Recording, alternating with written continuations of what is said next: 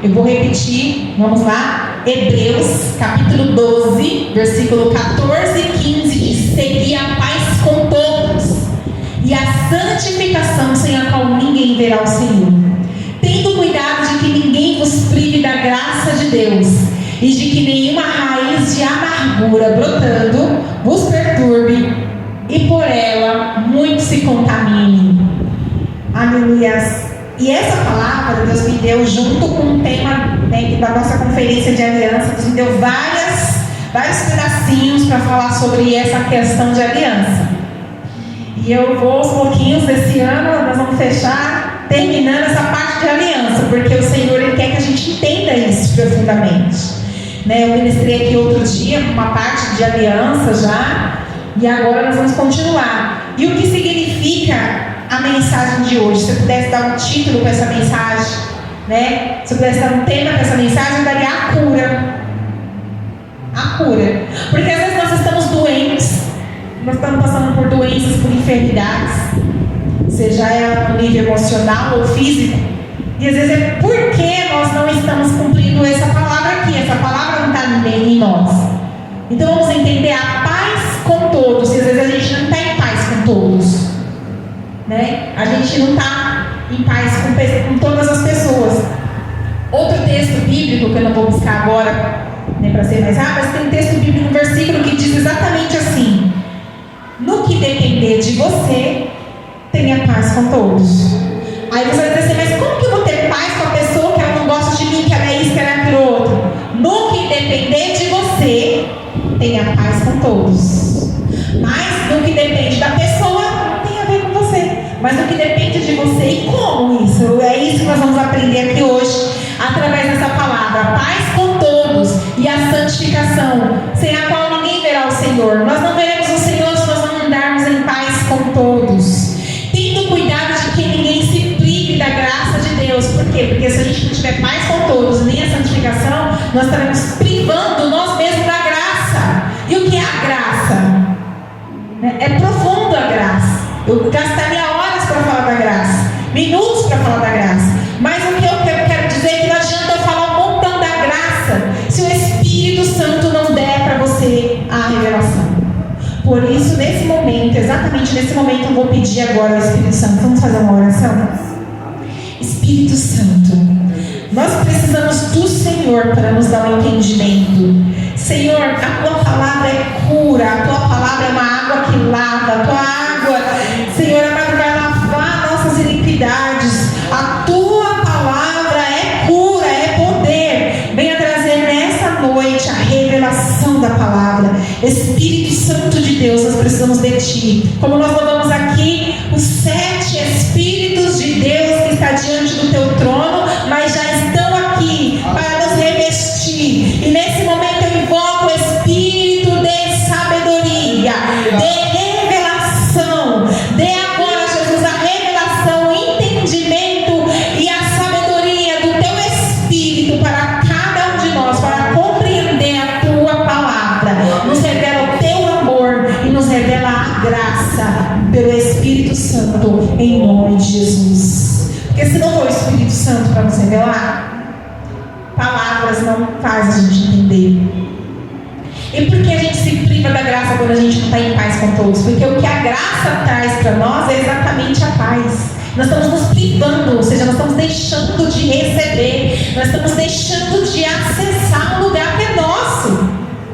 O que é privar? É um lugar privado. E muitas vezes é nós que estamos privando. Deus já deu para a gente, está lá escancarado, está diante da gente a graça, e nós estamos nos privando porque a gente não vai acessar essa graça. Então, tendo cuidado que ninguém se prive da graça de Deus, de que nenhuma raiz de amargura. Como é que a gente se priva da graça de Deus? Sem ter a paz, deixando brotar a raiz de amargura, de que nenhuma raiz de amargura brotando vos perturbe, e por ela muitos se contaminem. Então a raiz de amargura, ela brota dentro de nós, nas nossas emoções, no nosso coração. E quando a raiz de amargura, ela brota em nós, ela rouba dessa paz, rouba a graça, não deixa a gente acessar essa graça que nos traz a paz. E a gente acaba perdendo a paz com todos. gente contamina pessoas. Quando a gente está perto de alguém que é amargo, é difícil. É muito difícil estar perto de alguém amargo. É ruim, é demais. A gente não consegue ficar feliz perto de uma pessoa amarga. Que não seja eu, que não seja você, alguém amargo. E o Senhor hoje, Ele quer curar essa raiz de amargura. Ele quer fazer com que essa raiz de amargura desapareça da minha e da tua vida. Ele quer restaurar, Ele quer te dar paz com todos. E é para isso que Ele veio.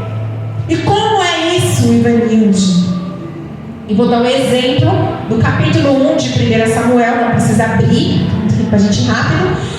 Mas o capítulo 1, eu li com as irmãs, no áudio, que a gente manda todos os dias. O capítulo 1, onde fala que Ana, ela, com amargura de alma, chorou abundantemente diante do altar do Senhor, lá na tenda da congregação.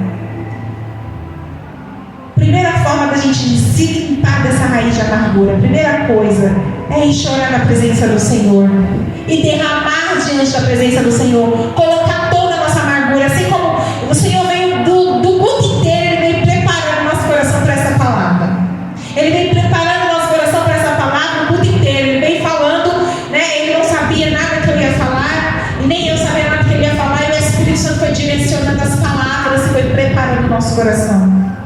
Aquela hora que Ele falou que a gente deve entregar, que Ele deu o caderno nas mãos do Senhor, é o que Ana fez. Ana pegou a amargura dela, colocou lá no altar do Senhor, chorou abundantemente. Quando ela levantou, o rosto dela já não era triste, porque ela deixou toda a dor dela lá. Ela levantou, continuava estéril, continuava sem filho, continuava humilhada, mas agora ela estava confiando no Senhor. Aleluia, uma das maneiras de você se livrar da sua amargura.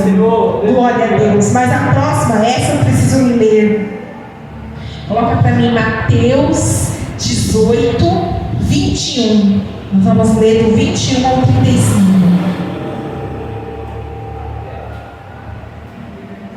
Diz assim, Então Pedro, aproximando-se dele, disse: Senhor, até quantas vezes pecará o meu irmão contra mim e eu lhe perdoarei?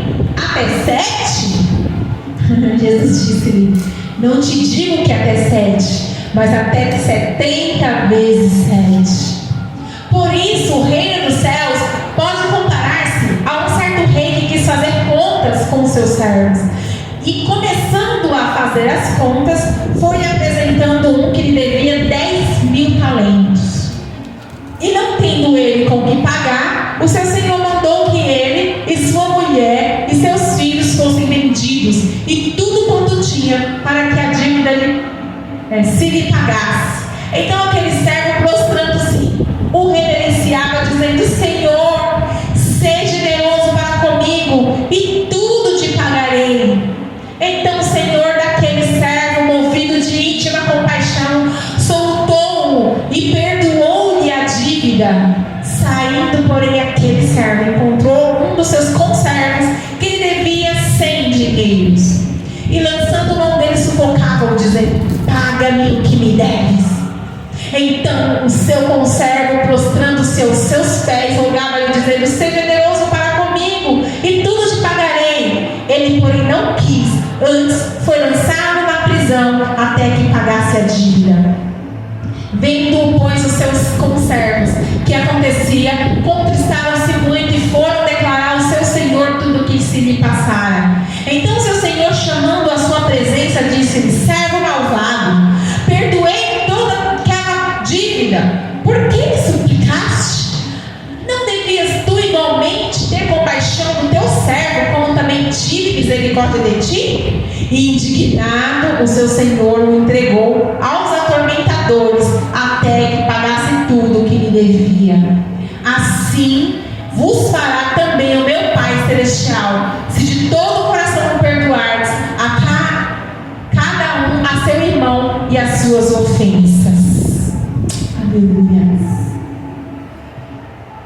Quando uma raiz de amargura está no nosso coração por conta de falta de perdão, ela pode brotar no nosso coração. Na verdade, a raiz de amargura existe muitas formas, e aí eu precisaria de muito tempo para explicar, mas eu vou dizer para vocês que a raiz de amargura, ela vem por falta de Deus em nossa vida, né? A ausência de Deus em alguma área traz uma amargura, mas também ela vem pela ofensa, pela ferida emocional, né? Quando a gente passa por uma dor, alguém que nos traiu, alguém que nos caluniou, alguém que nos humilhou, alguém que nos maltrata, alguém que fez algo com a gente, até mesmo a raiz de amargura pode brotar pelo luto. A raiz de amargura pode brotar por várias maneiras e a pessoa se tornar uma pessoa amarga. E às vezes ela está amarga só porque falta Deus em sua vida. Então, eu quero hoje ministrar na raiz de amargura por feridas causadas por outras pessoas, pelo qual, né, no caso aqui, Jesus ministra o coração dos discípulos quando Pedro lhe faz essa pergunta. Porque Pedro, ele queria ser bom, né? Ele queria agradar a Jesus, igual muitas vezes a gente quer agradar a Jesus. Só que ele era muito precipitado nas suas palavras. Então ele pergunta para Jesus: até quantas vezes o meu irmão pecando contra mim eu devo perdoar? Aí ele quis ser bom, falou assim: até 7? Perdoar mesmo até 7 vezes? Tipo assim, aí a 8ª eu não perdoo mais.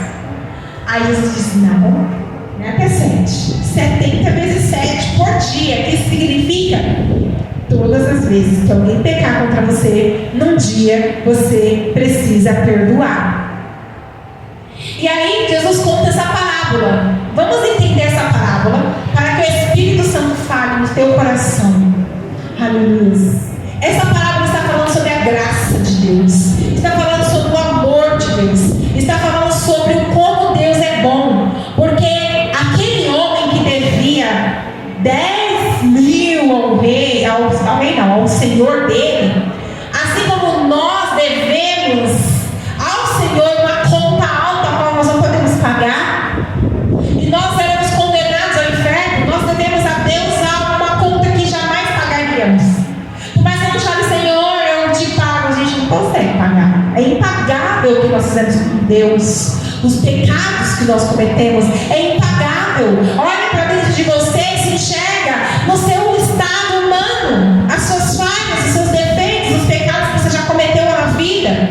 Você não é digna de Jesus nem da salvação. Eu não sou digna, nós não somos dignos, mas Ele nos amou e nos deu de graça, mesmo sem ser digno, mesmo sem merecer. Ele deu pra gente perdão, e o perdão se chama graça. Quando o Senhor alcança a minha vida e a tua com amor e graça, e Ele nos torna filhos dele e nos torna purificados e limpos no sangue de Jesus. Mas quando alguém peca contra a gente, a dívida que alguém tem com a gente não se compara com a dívida que nós temos com Deus. Aí você pode falar assim: não, mas você não sabe o que essa pessoa fez comigo. Mas olha o ponto nós fazemos com Deus. Todo dia a gente tem um pecadinho, né? Todo dia a gente tem uma nossa falha. E quando você olha e fala assim: não, mas olha o que aquela pessoa fez comigo, que você não sabe da minha história. Eu posso não saber da sua história. Eu posso não saber o que fizeram com você na infância, na adolescência, na vida adulta. Não sei, eu posso não saber o que fizeram com você. Mas eu posso te dizer uma coisa: que Deus, Ele te perdoou e te deu de graça o perdão. E Ele espera que você pegue essa mesma graça, esse mesmo amor, receba o perdão dos pecados e alcance o seu irmão com graça e com perdão. Mas quer saber o que é mais lindo nessa história? É que quando você dá o perdão a outra pessoa, você fica livre. Aleluia. Você perdoa para descobrir que o prisioneiro era você. Porque quando a gente não perdoa uma pessoa, a gente é que fica preso. Essa pessoa estava vivendo a vida dela bem, estava feliz, e nós é que estamos sofrendo aqui amargo por conta do que ela fez com a gente. Mas ela nem se lembra, às vezes, ou até não se importa. E nós é que ficamos sofrendo. E quando nós damos o perdão, nós ficamos livres desse sofrimento. Jesus, Ele quer curar essa dor, mas Ele não pode curar enquanto você não liberar o perdão, porque a cura só vem em meio ao perdão e à humilhação diante do Senhor. Aleluia. Eu e você precisamos colocar diante do Senhor o que as pessoas fazem com a gente todo dia, porque todo dia que a gente tem que perdoar, todo dia tem algum motivo para a gente perdoar alguém. É todo dia. Mas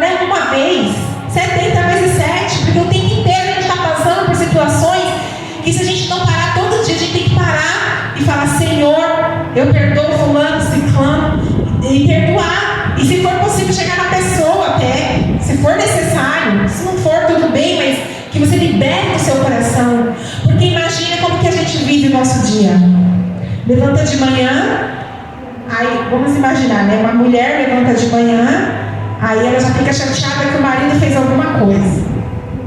Mas aí é pequenininho que ele fez, tudo bem. É uma pedrinha, ela coloca na mochila dela, nas costas. Mas tá leve ainda. Aí o filho fez alguma coisa, ficou estressada, mas aí ela pega mais uma pedrinha na mochila. Aí ela sai para trabalhar. Aí ela, no ônibus, alguma coisinha, mais uma pedrinha. Aí no trabalho, mais uma coisinha, mais uma pedrinha. Ao final do dia, essa mochila tá pesada. E você tá cansada. E às vezes o seu cansaço é só você carregando a falta de perdão de uma coisinha de aqui, de uma coisinha ali, de outra coisinha ali. Você tá com tudo nas suas costas. E aí você tá amarga, você tá sem alegria. Não tem paz, não tem alegria no seu coração, porque você tá carregando o que não é para você carregar. Então levantou pela manhã essa mulher. O marido fez alguma coisa, perdoa. Pronto, já não pôs a pedrinha na mochila, perdoou. Aí o filho fez, perdoa o filho. Aí perdoa a pessoa no ônibus, perdoa a pessoa no trabalho. Você vai ficar livre no final do dia feliz, porque você não está carregando os fardos que não são seus. Você vai estar liberando de você o alabraquiacharamandarassulhas. Aleluia. Aquilo que a pessoa pegou contra você, às vezes é tão pequeno. E não vale a pena você guardar. Então o Senhor está falando, perdoe. Porque quando você perdoa, você acessa a graça. Agora eu quero entrar numa parte bem linda dessa história. Aleluia. Quando a gente libera o perdão para alguém, a gente entende o que? Jesus pagou o preço do castigo, do pecado desse alguém. Então, se essa mulher enfrentou tudo isso, aí chega lá e alguém faz algo muito terrível na vida dela, o que acontece? Ela está lá sofrendo por aquela algo terrível.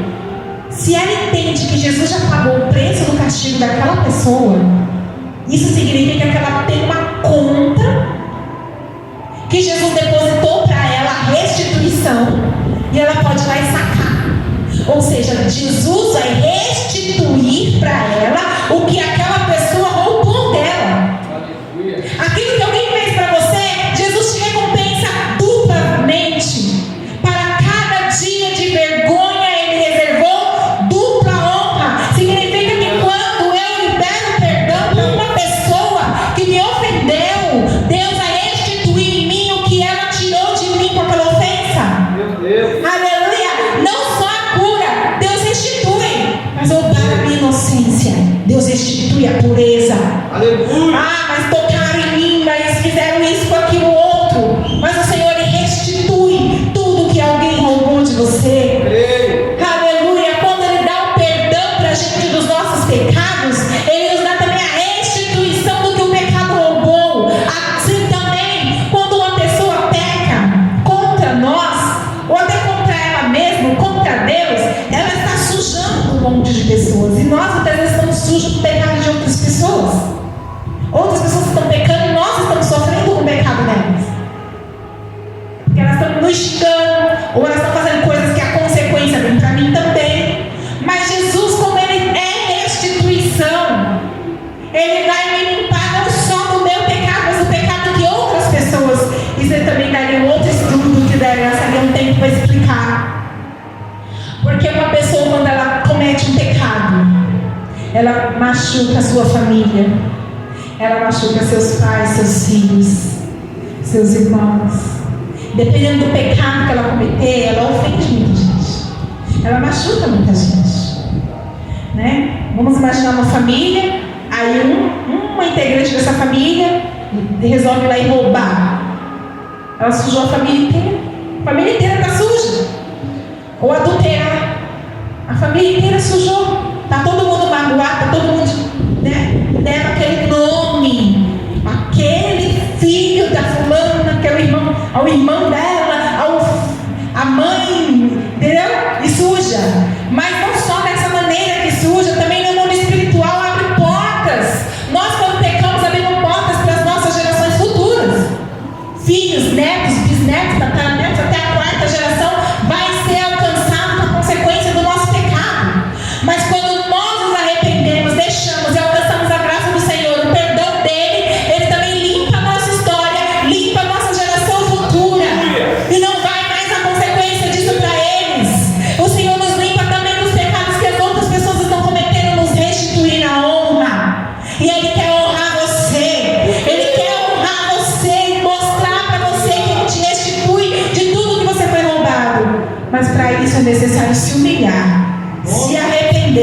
e liberar o perdão para quem te ofendeu. Aquele que te ofendeu, aquele que te fez algo, e às vezes até um luto precisa liberar perdão. Porque a sua. Como assim perdão? Porque sempre quando alguém está passando por um luto, dentro dela tem uma indignação. Porque você foi embora, porque você me deixou, e vira uma ferida. E a ferida, e a maioria das feridas, todas elas, no fundo a gente se rebela contra Deus. Porque a gente vai pensar, por que Deus permitiu? Porque se Deus me ama, como Ele pôde permitir acontecer isso comigo? E a gente se rebela contra Deus. E nessa rebelião, a gente levanta altares para outros deuses, porque a gente vai buscar atalhos para resolver nossos problemas da alma, para resolver nossa raiz de amargura. Nós vamos buscar um vício, nós vamos buscar em tantos lugares, em tantas coisas, para preencher aquilo, porque a gente não está suportando aquela amargura, aquela angústia, e a gente tem que arrumar um alívio, sendo que o alívio está em Cristo, está na liberação de perdão, está em receber o perdão de Jesus de tudo que você fez e liberar o perdão para todas as pessoas. Você limpa a sua história, a sua vida. Então, nesse momento, eu quero que você entenda que se você não liberar o perdão para o próximo, não só você vai permanecer na raiz de amargura, não só você vai contaminar outras pessoas com a sua amargura, como também você vai perder a salvação, porque Jesus disse isso. Como é que você roga que eu perdoe se você se recusa a perdoar o outro? E Deus entregou aquele homem para os atormentadores. A gente já sabe que para nós o que isso significa. Para os atormentadores até que pagasse a dívida. Para nós é impagável. A gente já sabe o que isso significa. Mais do que isso, na oração do Pai Nosso, também já foi falado aqui hoje, Jesus ele vem falando: perdoa as nossas dívidas, assim como nós perdoamos os nossos devedores. E aí Jesus termina falando: porque se vós não perdoardes uns aos outros, o vosso Pai Celestial não vos perdoará. Então é tão sério isso. É uma palavra séria. É uma palavra importante. É uma palavra que o Senhor preparou o nosso coração para receber nessa noite essa palavra. Aleluia. Mas neste momento, eu quero concluir. Você tem uma oportunidade nesse momento de entregar diante do Senhor essa sua dor, essa sua amargura. Eu creio que enquanto eu estava falando aqui, o Espírito Santo já foi lembrando você de algumas coisas que você precisa perdoar. Arábias, subiandarábias.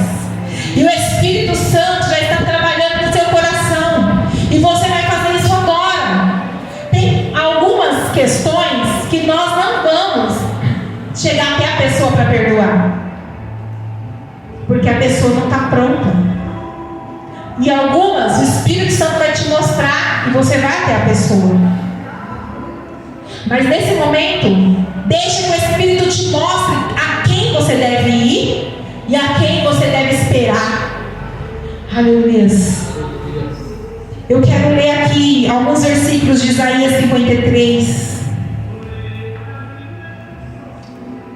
Vou ler do capítulo 53, o versículo 1 ao 7. Diz assim, quem deu crédito à nossa pregação? A quem se manifestou o braço do Senhor? Porque foi subindo como renovo perante Ele, como a raiz de uma terra seca. Não tinha beleza nem formosura, e olhando nós para Ele não havia boa aparência, nem para o que o desejássemos. Era desprezado, o mais rejeitado entre os homens, homem de dores e experimentado nos sofrimentos. E como um de quem os homens escondiam o rosto, era desprezado e não quisemos dele caso algum. Verdadeiramente Ele tomou sobre si as nossas enfermidades e as nossas dores levou sobre si. E nós reputávamos por aflito, ferido de Deus e oprimido. Mas Ele foi ferido por causa das nossas transgressões e moído por causa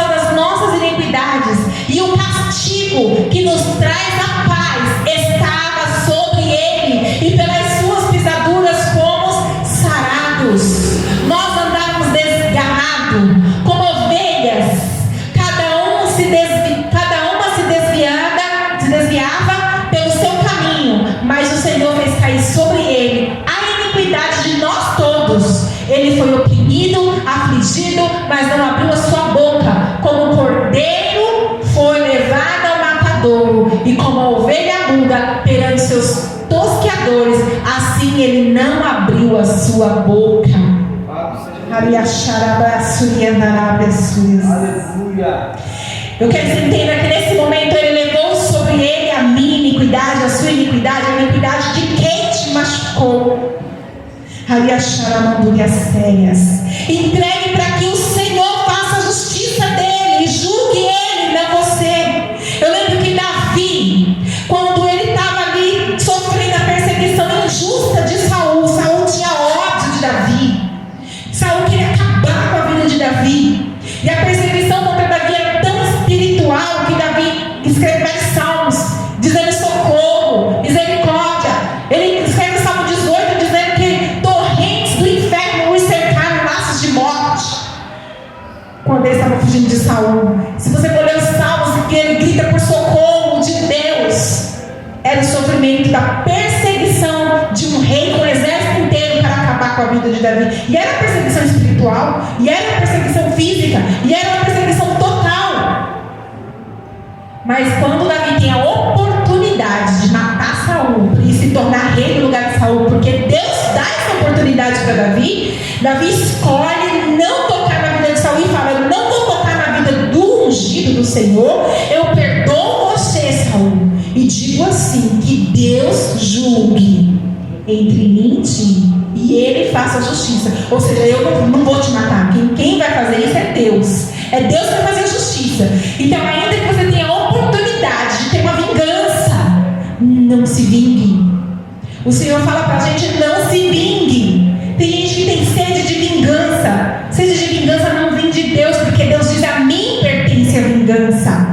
A ira de Deus é Ele, é quem derrama na hora certa, porque a justiça dele é melhor do que a nossa. E nós vamos nos sujar e nos entrar em buracos mais profundos quando nós queremos fazer vingança. Mas o Senhor nos chama, aleluia, para entregar nossa causa na mão do nosso advogado, Jesus Cristo. Que Ele julgue a nossa causa por nós, que Ele nos defenda e que Ele tome a causa como dele, que a gente sai de cena e descansa no Senhor. Então, nesse momento, eu quero te chamar para fazer essa oração.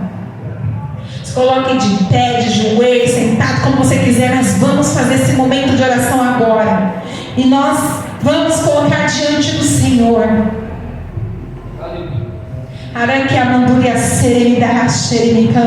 Senhor amado, tu levaste sobre si tudo que nós cometemos de erro. Tu pagaste o preço dos nossos pecados. O Senhor foi moído pelas nossas iniquidades, e o castigo para a gente ter paz estava sobre Jesus, e nós recebemos isso de graça. Nós não merecemos, mas nós recebemos isso de graça, e o teu sangue nos purifica de todo pecado. E neste momento, Senhor, quem somos nós para querer cobrar